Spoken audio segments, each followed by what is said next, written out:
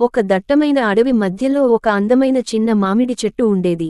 దాని సన్నని కొమ్మల మధ్యల నుంచి దూరడమంటే గాలికి ఎంతో ఇష్టం. ఆ కొమ్మల మీద కూర్చోవడమంటే పక్షులకు ఇష్టం.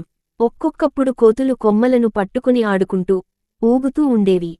చెట్ల తొర్రల్లో చీమలు కాపురం ఉండేవి. ఉడుతలు పైకి కిందికి తిరుగుతూ సంబురంగా ఉండేవి. వీటన్నిటితో చెట్టు సోపతి చేసుకున్నది. ఇవన్నీ చెప్పే ముచ్చట్లు వినడం చెట్టుకు చాలా ఇష్టం. ఒకరోజున చెట్టు, మీరు ఎక్కడికి వెళ్ళి వస్తున్నారు అని పక్షులను అడిగింది. గూడు కట్టడం కోసం గడ్డి, పుల్లలు ఏరుకొస్తున్నా అన్నది ఒక పక్షి. ఇంకొక పక్షి, ఆహారం కోసం నేను తిరగని చోటు లేదు.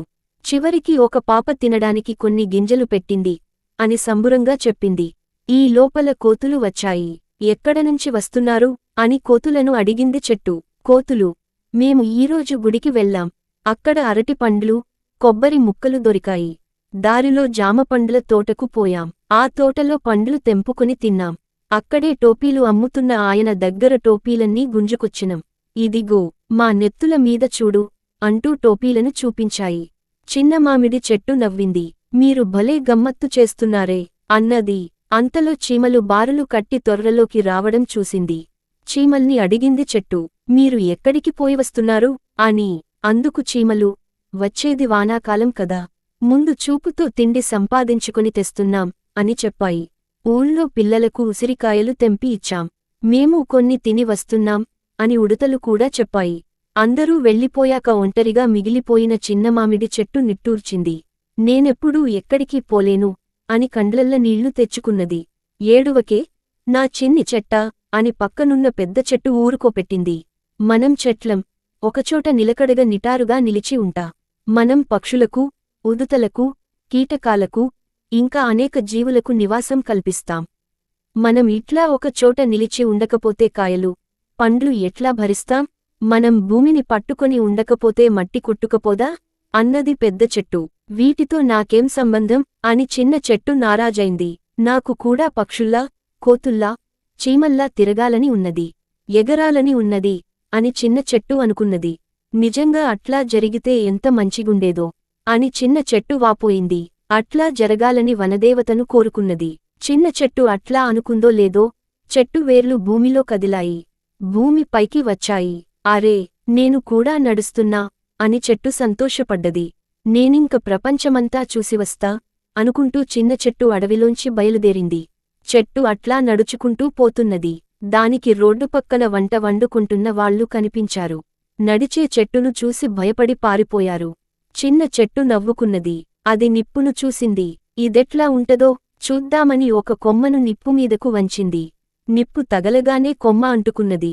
మంటలు మీదికి లేవడం మొదలైంది. అమ్మో మంట, అమ్మో బాధ అనుకుంటూ ఏడ్చింది. కాపాడండి, కాపాడండి అని మొత్తుకున్నది. పక్షులు ఈ చెట్టు అరుపులు విన్నాయి. ఆకాశంలో పైకెగిరి గాలికి చెప్పాయి. మా స్నేహితుణ్ణి కాపాడమని వేడుకున్నాయి.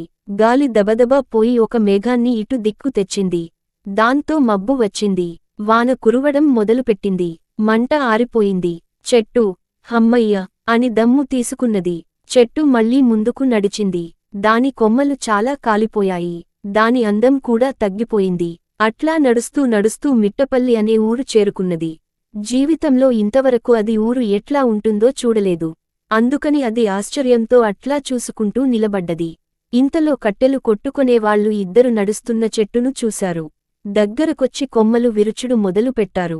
చెట్టెక్కి కాయలు తెంపుకోసాగారు. అయ్యయ్యో, ఎవరైనా వచ్చి నన్ను కాపాడండి అని చెట్టు మొత్తుకున్నది. ఆ మొత్తుకునుడు గందు చీమలు విన్నాయి. వెంటనే బయటికి వచ్చాయి. కట్టెలు కొట్టేవాళ్ల పెయ్యి మీదికి పాకి బాగా కుట్టాయి. వాళ్లు భయపడి పారిపోయారు. చిన్న మామిడి చెట్టు తన రూపం చూసుకుని బాధపడుతూ ముందుకు సాగింది. తొవ్వలో దానికి బాగా దూపైంది. ఆకలైంది. కాని దాని ఆకలి తీర్చేవారే లేరు. చెట్టు బాధతో ముందుకు సాగింది. రోడ్డు మధ్యలో నడుస్తున్న చెట్టును చూసి అందరూ తికమక పడ్డారు. చెట్టును తప్పించే ప్రయత్నంలో బస్సులు, కార్లు, బండ్లు ఒకదానికొకటి గుద్దుకున్నాయి. చెట్టును పోలీసాయన చూశాడు. చెట్టు రోడ్డుమీద నదువరాదు అంటూ చిన్న చెట్టును గొరగొర గుంజుకపోయాడు.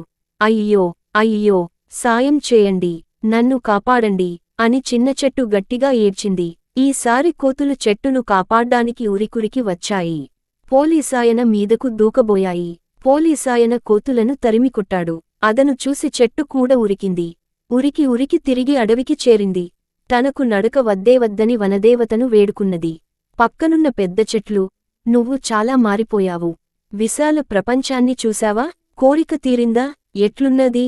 అంటూ ప్రశ్నల వర్షం కురిపించాయి. ఈ అడవిలో ఉన్నంత సుఖం ఇంకెక్కడా లేదని తెలుసుకున్నా బుద్ధి వచ్చింది అని చెట్టు చెప్పింది. కొంత కాలానికి చిన్న మామిడి చెట్టుకు కొత్త చిగుళ్ళు మొలిచాయి. కొత్త కొమ్మలు పెరిగాయి. అన్ని జీవులకు అది నీడనిస్తూ వాటితో ఆనందంగా జీవించసాగింది.